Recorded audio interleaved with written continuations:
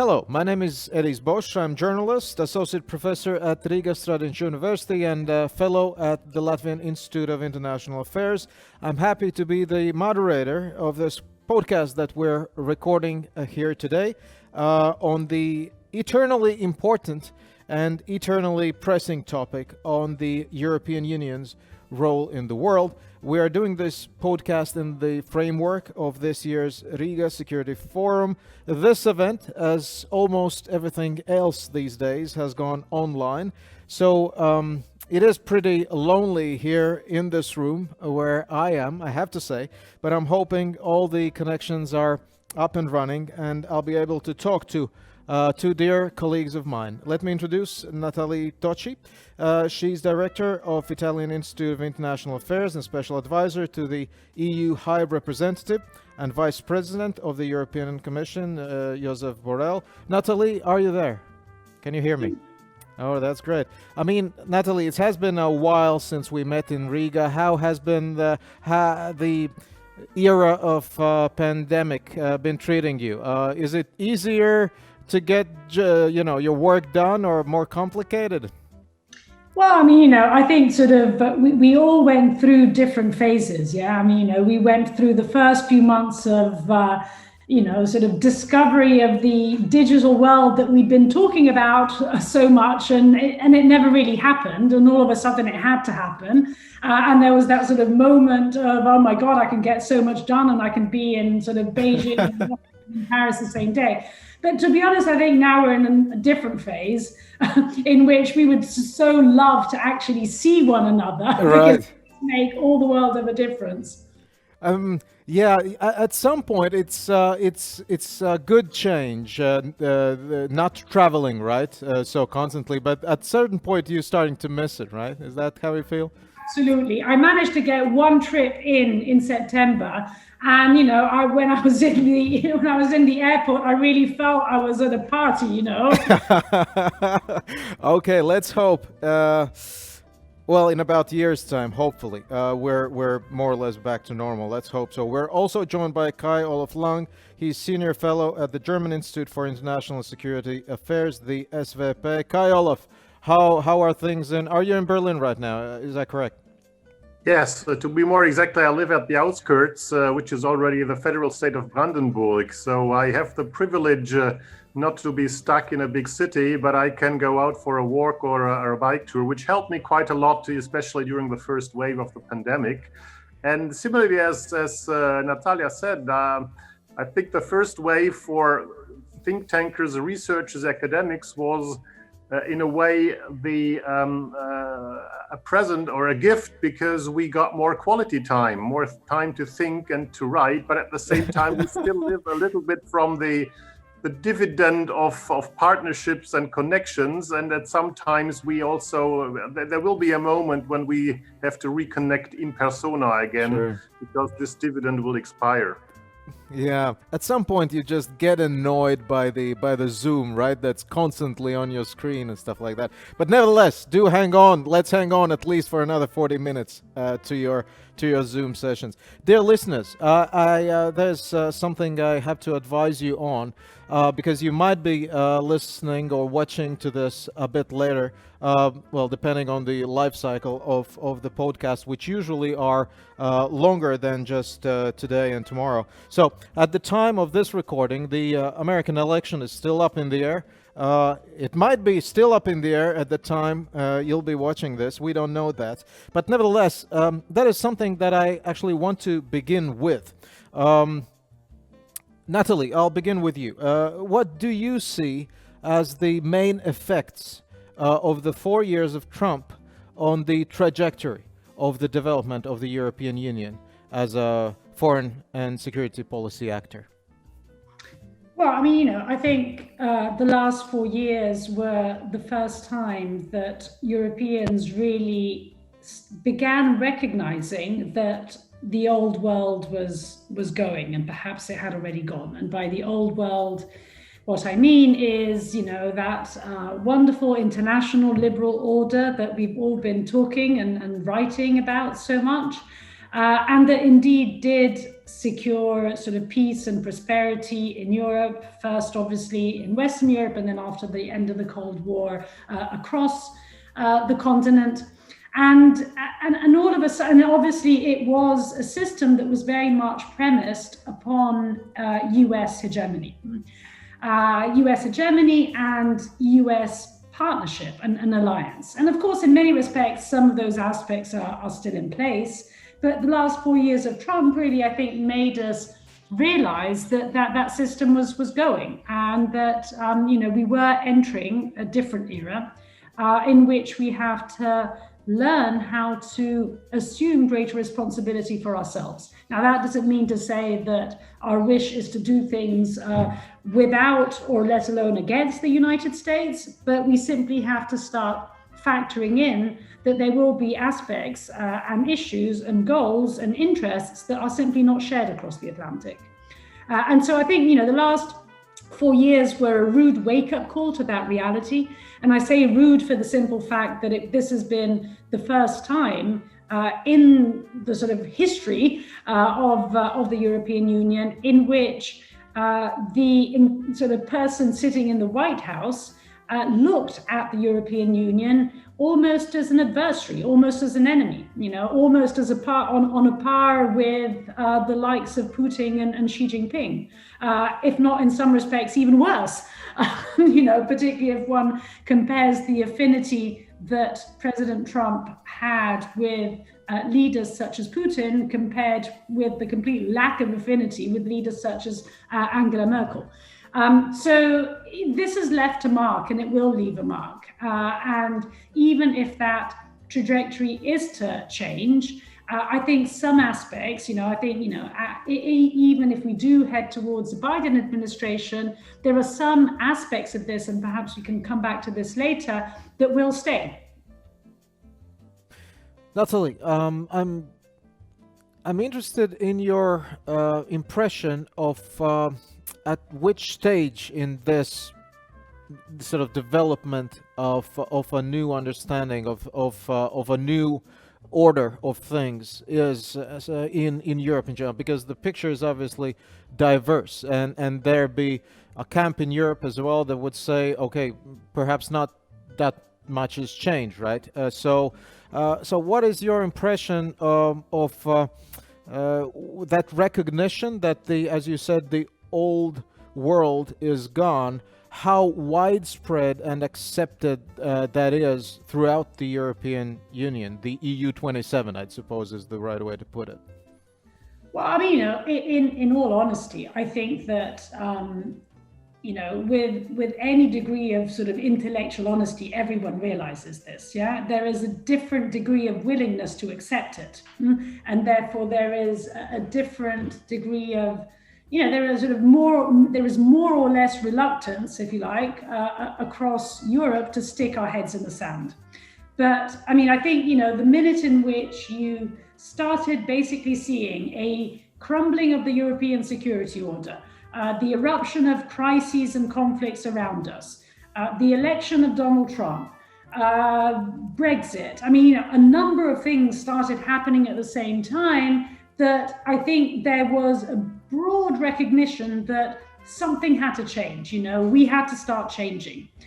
Then I think that, yes, now as, for instance, we let's see what happens in the coming hours, but if we do move towards a Biden administration, I think that there will be some that will want to sort of relive that illusion that the last 4 years was simply a sort of, nightmare. Thank God that's over, and we can go back to the good old days.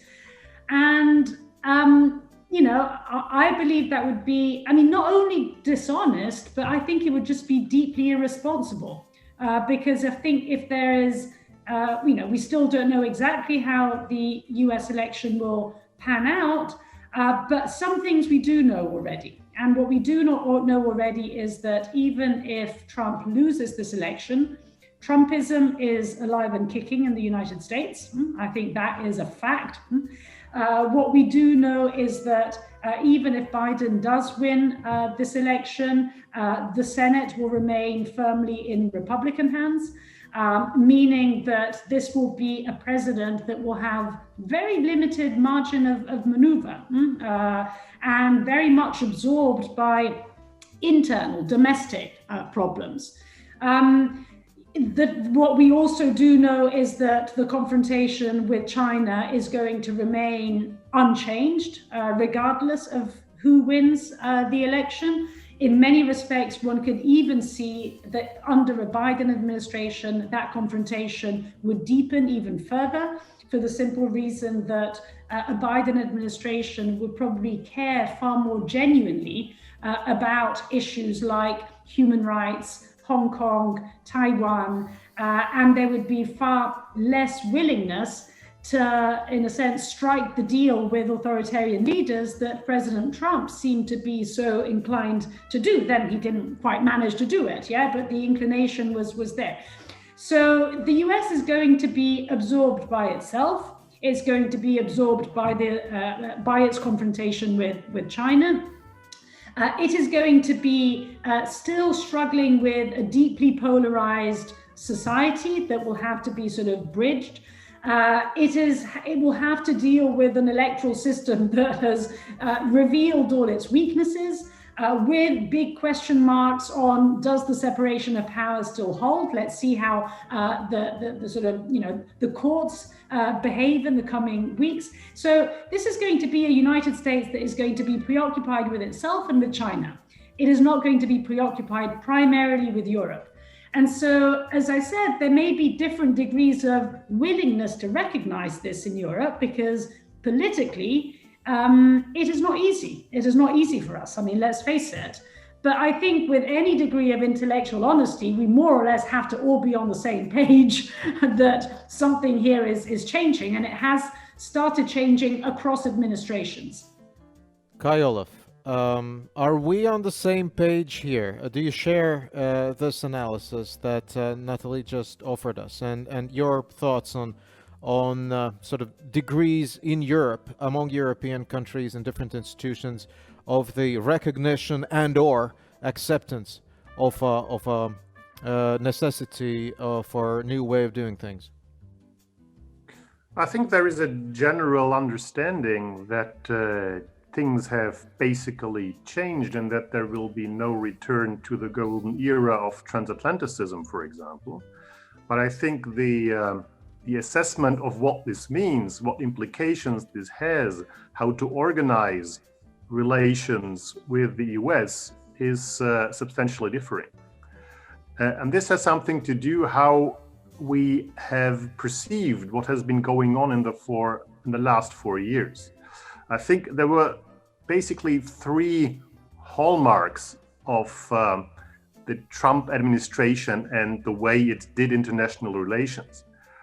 And maybe much of that is not completely new. It's part of what Robert Kagan described as the jungle which grows back. So disorder and chaos has been also present in international affairs before the Trump era, but what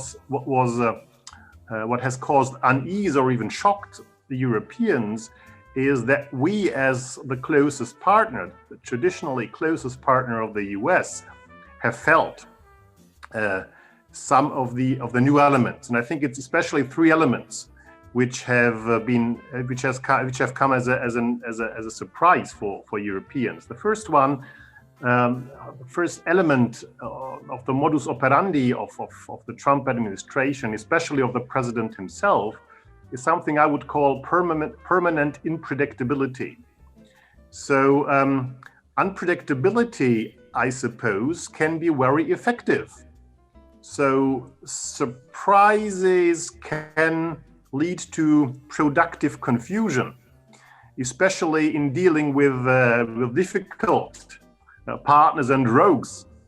However, unpredictability can, of course, also be a jeopardy for partners and reliability. Let's remember the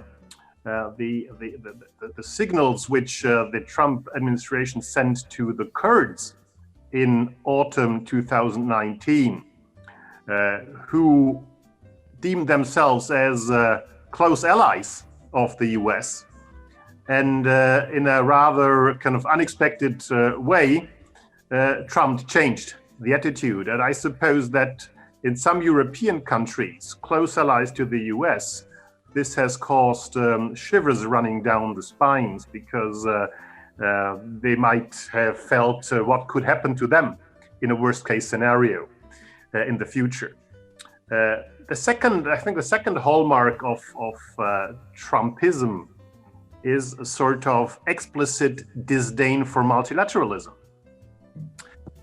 which were seen not as frameworks which were fostering prosperity and peace, and not even, which is legitimate for especially great powers, as a power amplifier for national interests, but they were increasingly seen as a restriction, and that restriction for US national interests.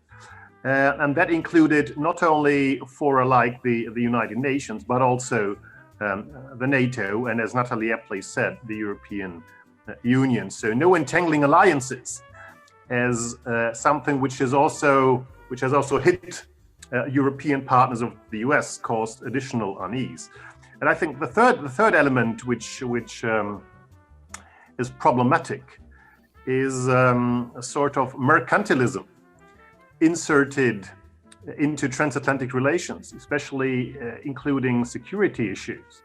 So I think it's justified to have a sort of cost-benefit calculus if you look also at security policies. But what we were witnessing is, I think, a shift away from what political scientists call diffuse reciprocity. So you invest into a multilateral framework because you think that in the future this will have also benefits for you. This has changed to a very narrow rationale of a payoff. So, and that's not the same like a discussion about burden sharing.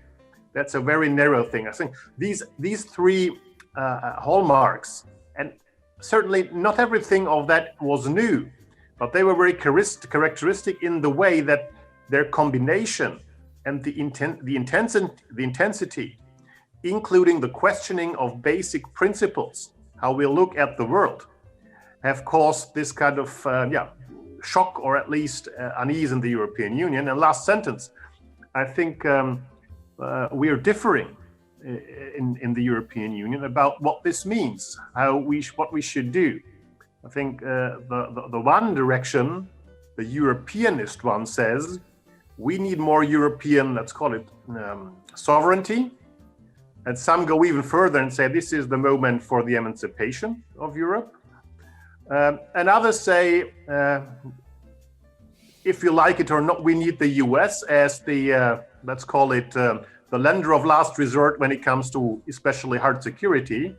So we have to find other ways to reinforce our ties. And this strategy often implies the deepening of bilateral security relations. And I think here, the special relationship between Poland and the US, which is emerging now, is the clearest example of this strategy.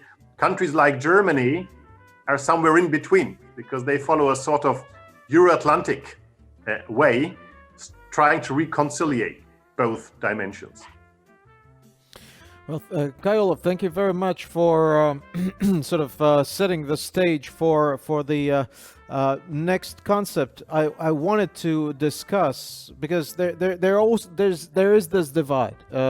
Even if there is a recognition that things are changing, there is divide about how to go about it and what we're supposed to do about it. And I think that divide has expressed itself also in the conversation that we have had over the last few years about the idea of strategic autonomy, right? It was introduced as a concept, as a bit of a vague, perhaps purposefully vague concept of how to think about the European Union's role in the world. And we have, I think, observed a number of iterations of what that might mean or doesn't mean. So there has been a certain progress in that conversation, I think. And just a couple of days ago, one of the episodes in that conversation was an article in the Politico that I'm sure you have read, published by the German Defense Minister Annegret Kramp-Karrenbauer, in which she said that illusions of European strategic autonomy must come to an end. Europeans will not be able to replace America's crucial role as a security provider. And it all throughout the think tank community and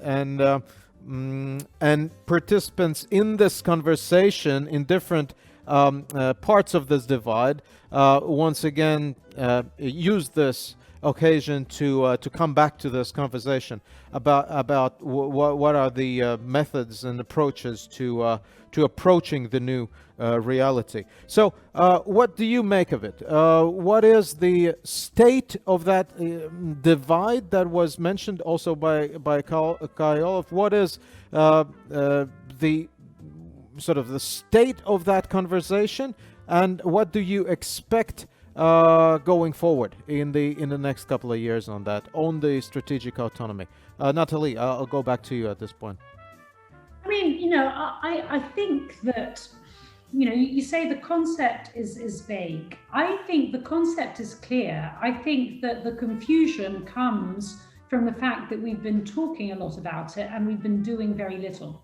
And this ends up meaning that given that there isn't a concrete sort of manifestation about what is it that we mean by strategic autonomy, it gives rise to sort of widely different perceptions. So I think, the concept is clear. And the concept, to me, I sort of go back to words, what do words mean?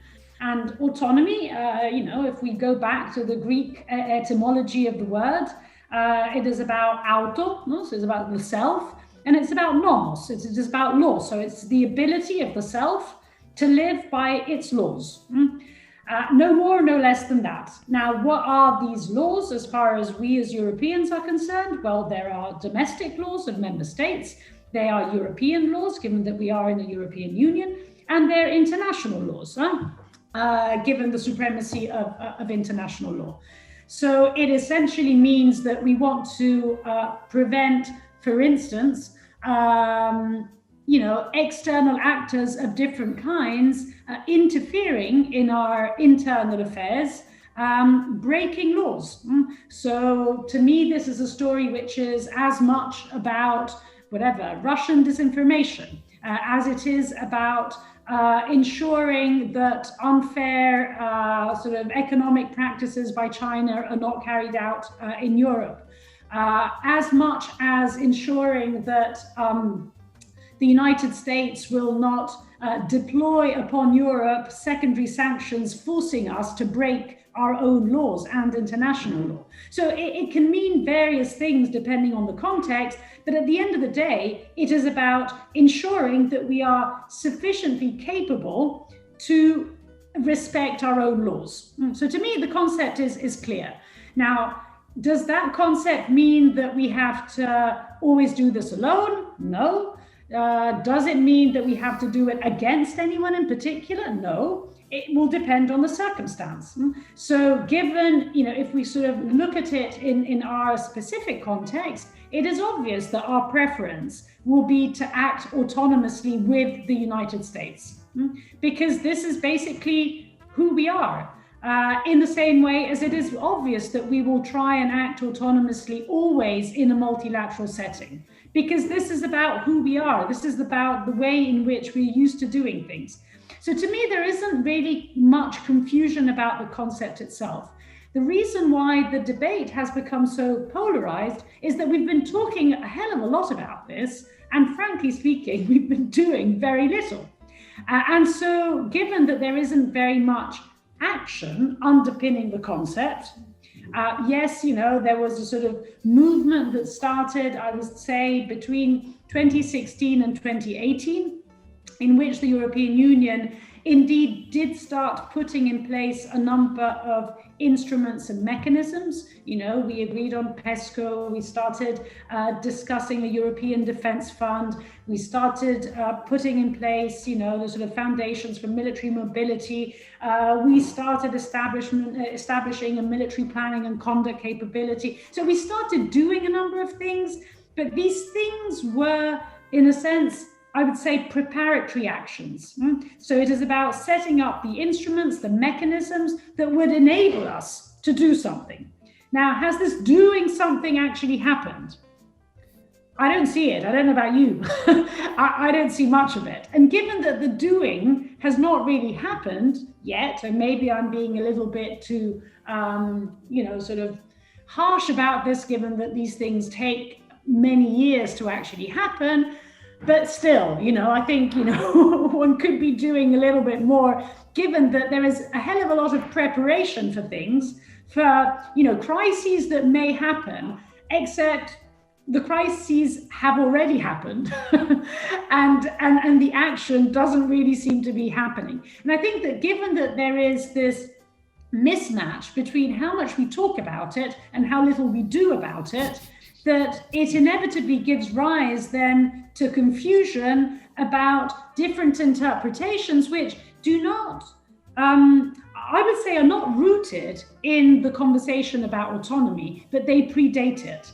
In the sense that, yes, we have always known that France has a particular understanding of what European security and defense should be. Yes, we have always known that Latvia has a particular understanding, but this is something that predates this conversation about strategic autonomy. And the reason why it has simply conflated and sort of morphed into it is, in my view, because there has been very little action substantiating what we mean about, you know, when we talk about autonomy. Kai-Olaf,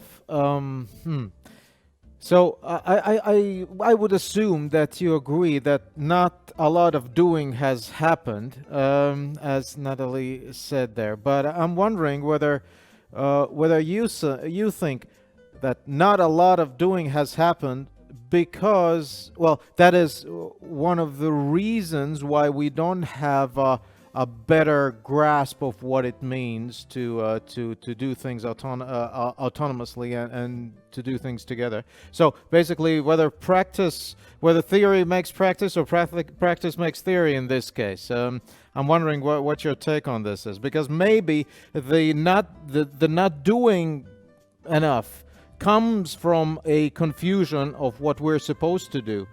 Or because Nathalie, I think, was going to the other direction. She said that we need to start doing things together because we all recognize that we need to do it and spend less time on arguing about the nuances of the concept. So what is your take on this? Let me put it this way. I think there is no finalité of strategic autonomy. And I would also agree with your suggestion that strategic autonomy is a rather fuzzy concept. Of course, Nathalie is completely right in her definition of strategic autonomy, but I think the understanding of the teleology, so what is it for, is rather unclear, and it is good, because my ceterum censeo is let's remember the original stimulus of European defense, in a way, of what was at that time called European Security and Defense Policy. In a way, it was the Saint-Malo summit between the United Kingdom and France. So two member states at that point, which have quite different perceptions of security, transatlantic relations, and so on and so forth. So I think this the lack of a finalité enables Europe to develop an inclusive concept of strategic autonomy, to have basically everyone on board. The alternative would be to set up a sort of avant-garde or an inner circle, which would, for example, go for a rupture with the Americans. So I think that's one thing. The problem regarding the gap between ambitions and what we really do, the problem that we have created a tool, we have tools and we don't really, some tools we don't like to use, is something we can explain in a way using a term from psychology, which is called self-efficacy. So do we have the belief that we succeed with the abilities we have? So I think there is a sort of fundamental doubt. And sometimes I think this doubt is groundless. I think there were areas where we could and should do more. And sometimes it is justified. And in this respect, I would say the article of the German Minister of Defense is an interesting contribution to the debate, because in my reading, she does not say farewell to strategic autonomy, but she says farewell to illusions about strategic autonomy, which I think is very important. What I observe at the moment, certainly a younger development, but probably kind of strengthened by the pandemic, the discussion about strategic autonomy or European sovereignty is much more transversal. Classically, it was about security. Now I think it's much more about other highly relevant aspects of European affairs, of our daily life. It's about the economy, about, for example, the vulnerability of the chains of supply. It's about the digital area, the digital sphere, and 5G, and our resilience in this field. So it's also about health, for example. So I think here I see an opportunity, because the dividing lines and the elements of stagnation we know in the sort of kind of security aspects of strategic autonomy, they're completely different or non-existent in other spheres. So I think that's sort of strategic, the new wave of strategic autonomy, which can open up additional opportunities. Right. Just to, I think you raised an important point. Just wanted to make sure that I understand it correctly regarding the article.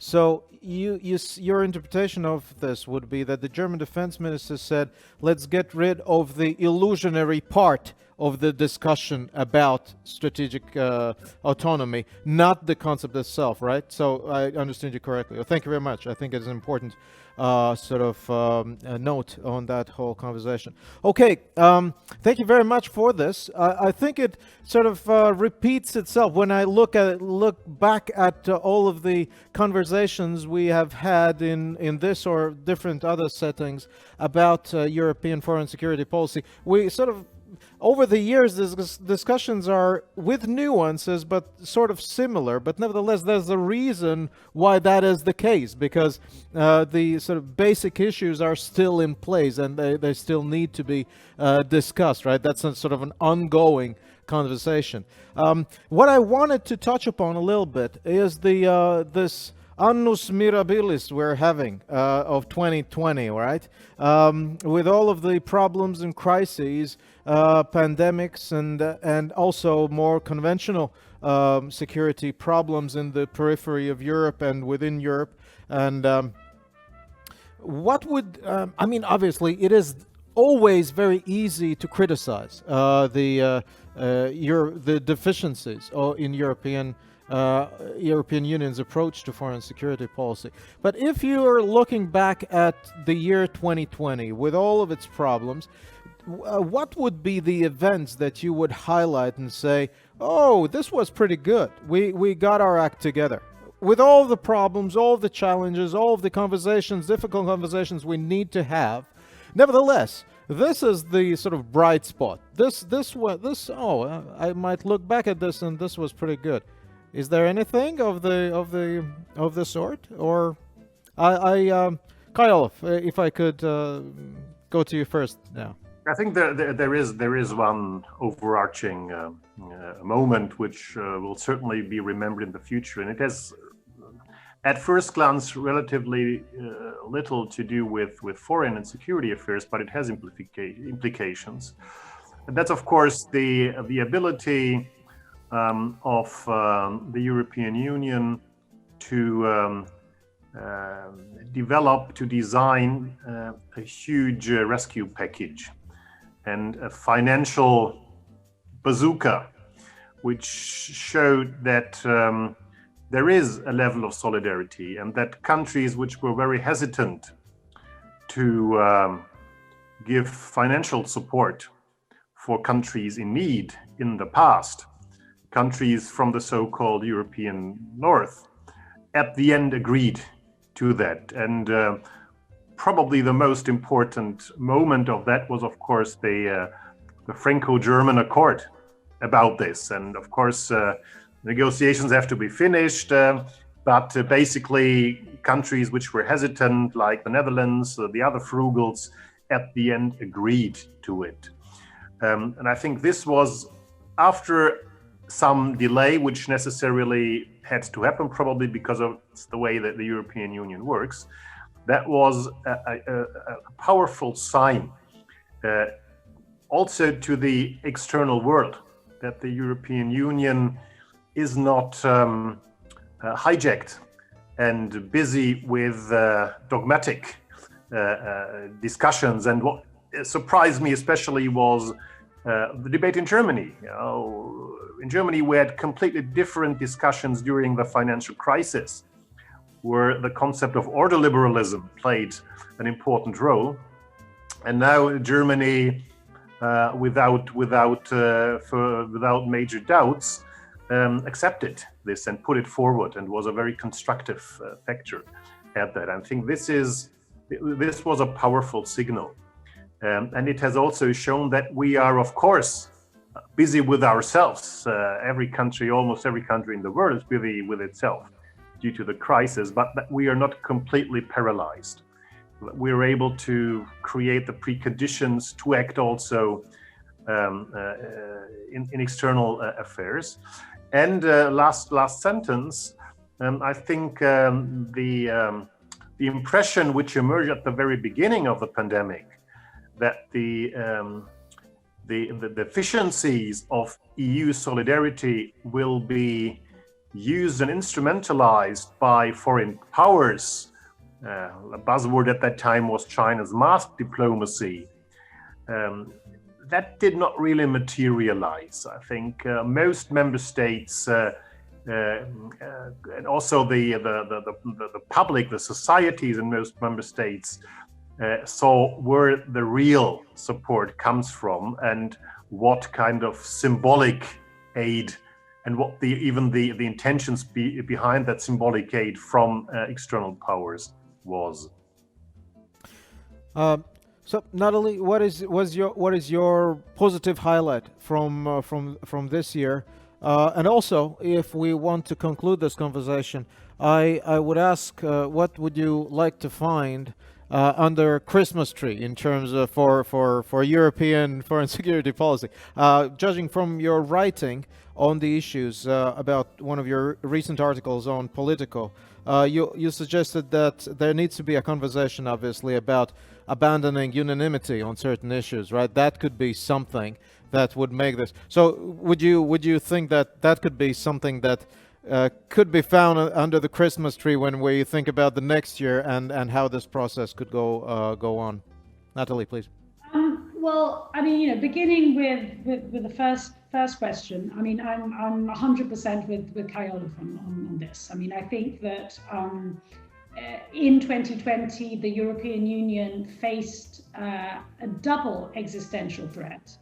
Not only was there and is there this pandemic, which obviously does not affect only Europe, but that if as a union, we would not have stepped up in terms of, providing an adequate response together to this, I think that this would have been an existential blow for the European project, simply because we had been coming out of a decade in which we had faced other crises, and our performance out of those crises as a union was not exactly, particularly impressive.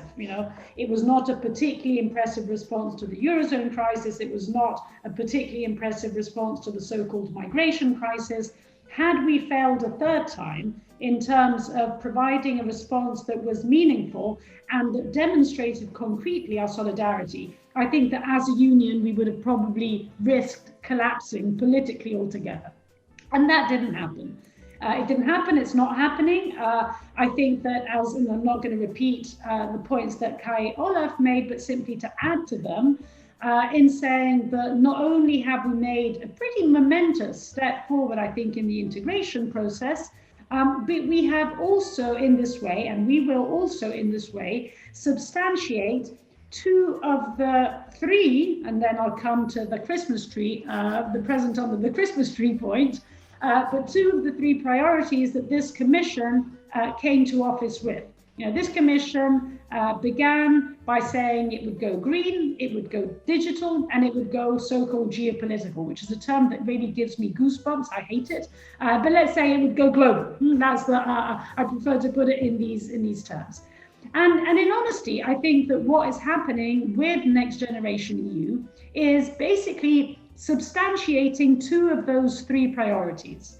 Now we know that almost 40% of 750 billion will go to the green agenda.